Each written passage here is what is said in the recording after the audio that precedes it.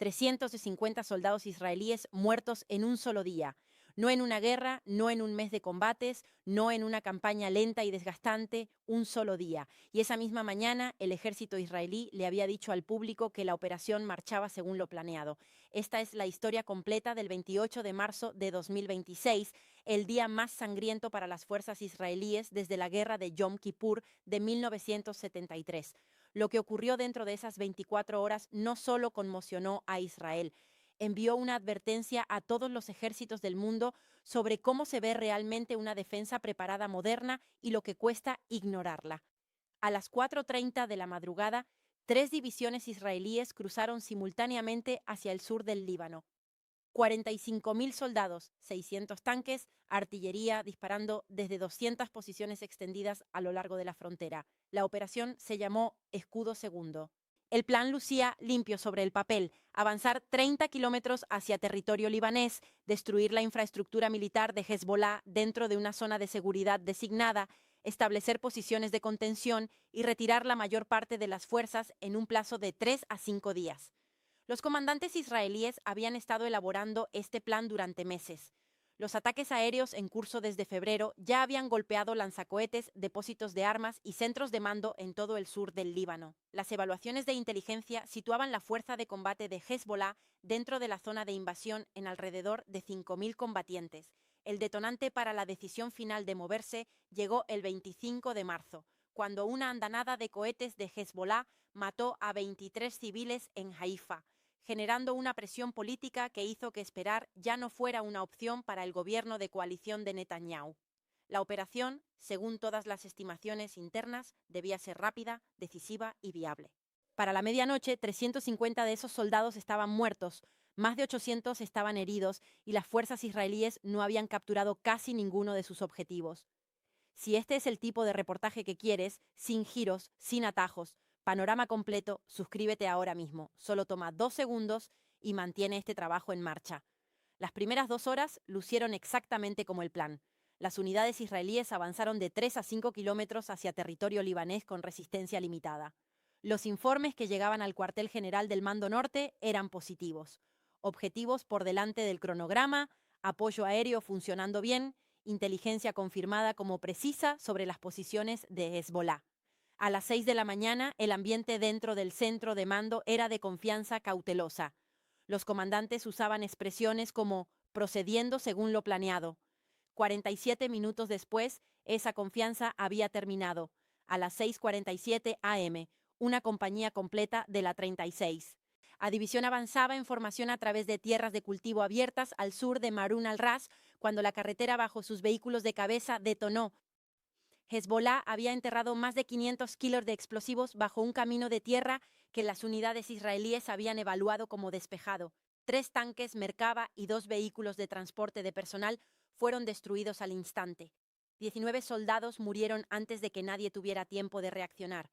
Antes de que los sobrevivientes pudieran reagruparse o establecer un perímetro defensivo, combatientes de Hezbollah emergieron de posiciones camufladas en múltiples flancos, disparando misiles antitanque y armas automáticas directamente hacia el caos del lugar de la explosión. La compañía pidió apoyo. Se dirigió artillería hacia las posiciones de fuego sospechadas de Hezbollah, pero los combatientes ya se habían refugiado en sistemas de túneles que corrían bajo tierra, túneles que la inteligencia israelí o bien no había detectado o había subestimado gravemente en escala y profundidad. Para las 7:30 am, esa única compañía había sufrido 34 bajas y se vio obligada a retroceder bajo el fuego, dejando atrás vehículos dañados porque recuperarlos era imposible sin exponer a más hombres a las mismas posiciones de emboscada. Esto no fue un incidente aislado, fue el movimiento de apertura de un patrón que se repetiría en todo el frente de invasión durante las siguientes 16 horas. Hezbollah había pasado años, en algunas áreas más de una década, preparándose específicamente para esta invasión. Cada valle, cada línea de árboles, cada edificio de piedra en el sur del Líbano había sido estudiado, cartografiado y convertido en parte de un sistema defensivo. Equipos antitanque portando misiles rusos. Cornet se situaban en posiciones camufladas con líneas de fuego despejadas sobre las rutas que con mayor probabilidad usaría la armada israelí. disparaban, se retiraban de inmediato y estaban bajo tierra antes de que las fuerzas israelíes pudieran responder con fuego efectivo. Los equipos de francotiradores tenían asignados objetivos específicos: oficiales, operadores de radio y observadores avanzados, las personas que las unidades israelíes más necesitaban para funcionar bajo contacto. Eliminar a esas personas del combate en una etapa temprana degradó el mando exactamente en el momento más crítico. Los artefactos explosivos improvisados no solo estaban colocados en las carreteras, sino también dentro de edificios, bajo escombros y a lo largo de senderos utilizados para el movimiento de infantería. Algunos eran simples dispositivos de detonación a distancia, otros usaban placas de presión. Otros utilizaban sensores infrarrojos que se activaban cuando el calor corporal de un soldado cruzaba un punto específico. Los ingenieros militares israelíes, entrenados para abrir brechas y despejar, estaban siendo muertos ellos mismos por dispositivos ocultos dentro de las paredes de los edificios que intentaban abrir. El terreno otorgaba todas las ventajas al defensor. El sur del Líbano es colinas, estrechos valles, olivares centenarios y ciudades de piedra con edificios que absorben el fuego de los tanques y mantenían a los combatientes con vida en su interior. La armada israelí, construida para el terreno llano y abierto del Sinaí, ahora avanzaba trabajosamente por callejones estrechos donde un solo equipo de Hezbolá podía atacar desde el frente, el flanco y por encima al mismo tiempo. El apoyo aéreo estaba disponible, pero limitado de manera consistente por reglas de combate que requerían identificación visual positiva antes de un ataque. Cuando los combatientes no usan uniformes, llevan armas bajo ropa civil y operan desde dentro de áreas pobladas, ese requisito de identificación se vuelve casi imposible de cumplir en tiempo real.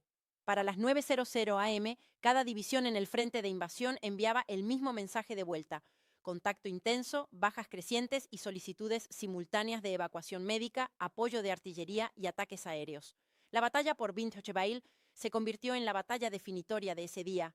La brigada Golani avanzó sobre la ciudad desde 3 direcciones en lo que el plan operacional describía como un asalto coordinado para tomar un centro de población clave.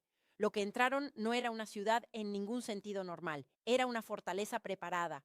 Los edificios habían sido reforzados con hormigón y armazón de acero. Los búnkeres subterráneos estaban conectados por túneles que permitían a los combatientes moverse entre posiciones sin aparecer nunca sobre el suelo. Los arsenales de armas habían sido construidos dentro de paredes, suelos y sótanos en toda la ciudad. Los comandantes de Hezbolá habían estudiado las tácticas de guerra urbana israelíes a partir de la batalla de 2006 en esa misma ciudad, y habían construido contramedidas específicas para cada aproximación israelí. Cuando las unidades de Golani entraron en las afueras de Bint Jbeil a las 10:00 am, la respuesta fue inmediata y completamente coordinada. Los misiles antitanque golpearon los vehículos de cabeza antes de que la infantería hubiera desmontado. Las ametralladoras abrieron fuego por cada calle principal. Los francotiradores, posicionados en pisos superiores y tejados, apuntaban a cada soldado que salía de un vehículo. El coronel David Shapiro, comandante de brigada, ordenó a las unidades rodear la ciudad y continuar hacia los objetivos más al norte. Pero los combatientes de Hezbolá dentro de Bint Jbeil siguieron atacando a las fuerzas israelíes que intentaban avanzar más allá, haciendo imposible el rodeo sin abandonar a las unidades inmovilizadas para combatir solas. Para el mediodía, la brigada Golani estaba atrapada en combate urbano de corto alcance en un área de 2 kilómetros. Los pelotones de infantería avanzaban de edificio en edificio, despejando habitaciones entre escombros y paredes rotas. Los ingenieros de combate intentaban abrir brechas en las paredes para crear rutas de movimiento cubiertas entre posiciones y morían por artefactos explosivos colocados específicamente dentro de las paredes que intentaban romper. Los tanques disparaban sus cañones principales contra posiciones identificadas por las tropas en tierra, destruyendo edificios, mientras los combatientes de Hezbolá, que ya se habían desplazado por túneles de conexión, abrían fuego desde posiciones completamente diferentes, obligando a que todo el proceso de identificación y fuego comenzara de nuevo. Los helicópteros de combate circulaban en el aire, pero tenían dificultades para apoyar eficazmente. En un combate urbano caótico, distinguir a los combatientes de los civiles sin un controlador en tierra que identifique objetivos específicos es casi imposible, y muchos de los observadores avanzados entrenados para ese trabajo ya habían sido muertos o heridos en los combates de abajo. Para las 2 p.m., la brigada Golani había sufrido 67 bajas, 23 de ellas muertos, y había avanzado menos de 300 metros dentro de la ciudad. Un comandante de batallón envió este informe al cuartel general de la brigada. Estamos a distancia de pelea con cuchillos. Cada edificio está defendido. Las bajas se acumulan más rápido de lo que podemos evacuarlas. Sin un refuerzo significativo y un cambio fundamental en las tácticas, no podemos alcanzar el objetivo. Detrás de las líneas del frente, el sistema médico comenzaba a colapsar bajo el peso de lo que estaba llegando. Los hospitales de campaña instalados justo dentro de la frontera libanesa estaban recibiendo heridos más rápido de lo que los equipos quirúrgicos podían operarlos. Los helicópteros que transportaban casos críticos de vuelta a hospitales en Israel se veían obligados a aproximarse a las zonas de aterrizaje a máxima velocidad y partir inmediatamente después de cargar, porque las zonas de aterrizaje cerca de los combates estaban bajo fuego esporádico de cohetes y RPG. Los pilotos que se demoraban demasiado se convertían en objetivos. Algunos soldados heridos esperaron horas para ser evacuados, mientras los médicos los trataban en sótanos, edificios dañados y posiciones al borde de la carretera bajo fuego activo. El sargento primero Jonathan Klene, médico de combate de la brigada Golani, describió lo que vivió esa tarde. Estaba trabajando en un sótano, realizando estabilización de emergencia en un soldado que había perdido ambas piernas por la explosión de un artefacto improvisado, mientras combatientes de Hezbollah atacaban los pisos del edificio directamente encima de él. Afuera, soldados heridos esperaban en fila helicópteros que no podían aterrizar porque la zona de aterrizaje estaba recibiendo fuego de RPG. Dijo, perdimos pacientes no porque la medicina fallara, sino porque no pudimos llevarlos a cirugía con suficiente rapidez. Eso fue ese día, no una operación quirúrgica, un baño de sangre. A las 4 p.m., el general de división, Yair Golan, convocó una conferencia de emergencia con todos los comandantes de división. El panorama que llegó de cada unidad era el mismo. Las tasas de bajas no eran sostenibles al ritmo operacional actual. El gasto de municiones, especialmente proyectiles de tanque y obuses de artillería, estaba muy por encima de las tasas planificadas porque las posiciones de Hezbollah requerían múltiples ataques para ser suprimidas y los combatientes seguían reapareciendo desde las salidas de los túneles después de que las posiciones habían sido declaradas despejadas. Los convoyes de suministro que avanzaban para reabastecer a las unidades en combate estaban siendo emboscados por equipos de Hezbollah que se habían infiltrado detrás de las líneas israelíes, y la evaluación central de inteligencia había sido completamente errónea.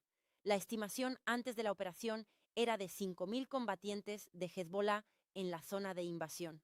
Los comandantes israelíes en el terreno calculaban ahora entre 15.000 y 20.000, lo que indicaba que Hezbollah había trasladado refuerzos significativos a sus posiciones en las semanas previas a la invasión y la inteligencia israelí no había detectado el movimiento. La red de túneles era mucho más grande y profunda de lo que cualquier evaluación previa a la invasión había indicado. Golan ordenó a todas las unidades detener su avance, consolidar las posiciones actuales y prepararse para una posible retirada si las tasas de bajas no disminuían. Pero detener el avance no significaba seguridad. Hezbollah interpretó la detención como el momento de contraatacar. A las 5:30 p.m., Hezbollah lanzó un asalto directo contra las posiciones israelíes cerca de Marun al-Ras. El ataque comenzó con fuego de mortero que inutilizó vehículos y mató a las tripulaciones expuestas. Los combatientes luego avanzaron usando el terreno como cobertura, disparando RPGs y misiles Kornet contra cada vehículo israelí que presentaba un objetivo. La unidad israelí que sostenía esa posición, ya debilitada por las bajas de la mañana, solicitó artillería en zona de peligro cercano, aceptando proyectiles impactando a menos de 50 metros de sus propios soldados para desarticular el asalto antes de que arrasara sus líneas. Los helicópteros de ataque intentaron apoyar, pero la luz se estaba apagando y en condiciones de baja visibilidad, los pilotos no dispararían contra objetivos que no podían confirmar positivamente que no eran soldados israelíes. La batalla duró 90 minutos. Cuando Hezbollah se retiró a las 7 p.m., la posición había resistido, pero 31 soldados israelíes más estaban muertos y 47 heridos solo en ese único enfrentamiento. Durante la noche, los equipos de Hezbollah sondearon continuamente las posiciones defensivas israelíes. Soldados que llevaban 18 horas seguidas en combate, exhaustos con munición escasa, cargando el peso psicológico de lo que habían presenciado, disparaban ante cualquier sonido en la oscuridad. El estrés sostenido de no saber de dónde vendría el próximo ataque fue, según múltiples testimonios de sobrevivientes, tan dañino a su manera como los combates durante el día.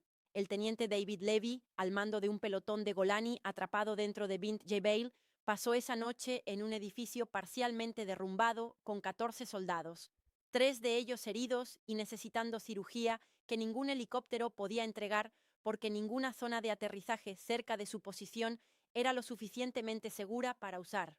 Sin comida, porque el convoy de suministros asignado a llegarles había sido emboscado en el camino. Munición limitada después de un día completo de contacto, y cada hora un proyectil de RPG golpeaba el edificio. Hezbollah asegurándose de que supieran que no habían sido olvidados.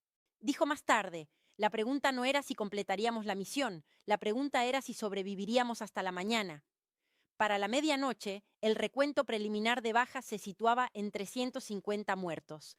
Ese número aumentaría en los días siguientes a medida que se añadieran los soldados que murieron por sus heridas y se recuperaran los cuerpos de posiciones que no podían alcanzarse mientras continuaban los combates.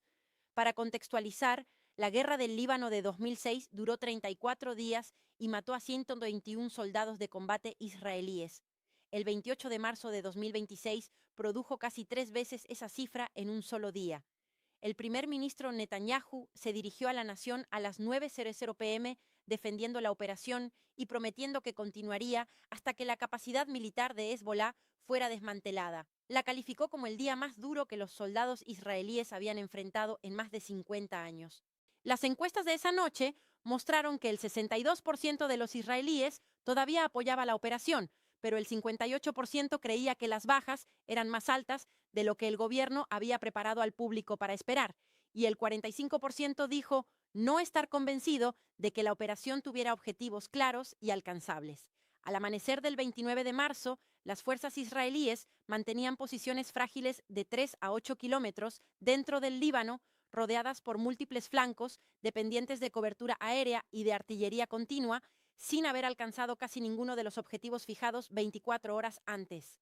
La operación diseñada para destruir la infraestructura de Hezbollah en 3 a 5 días había revelado, en cambio, la escala completa de lo que Hezbollah había construido durante años de preparación y el precio completo de adentrarse en ello sin entender lo que estaba esperando. El 28 de marzo de 2026 no será recordado como un punto de inflexión hacia la victoria. Será recordado como el día en que un plan militar construido sobre suposiciones confiadas se encontró con la realidad del terreno para la que no se había preparado y 350 familias aprendieron lo que realmente cuesta esa brecha entre suposición y realidad. ¿Qué piensas? ¿Puede Israel sostener esta campaña terrestre o es el 2006 repitiéndose? Deja tu respuesta en los comentarios. Cada comentario que recibe este video los lleva a más personas que necesitan ver esta historia. Y si este es el tipo de reportaje que quieres, panorama completo, sin atajos, suscríbete. Cubrimos lo que los medios convencionales omiten. Este canal es completamente independiente. Si este trabajo te importa, el enlace de apoyo está abajo. Cada contribución mantiene directamente este reportaje en marcha.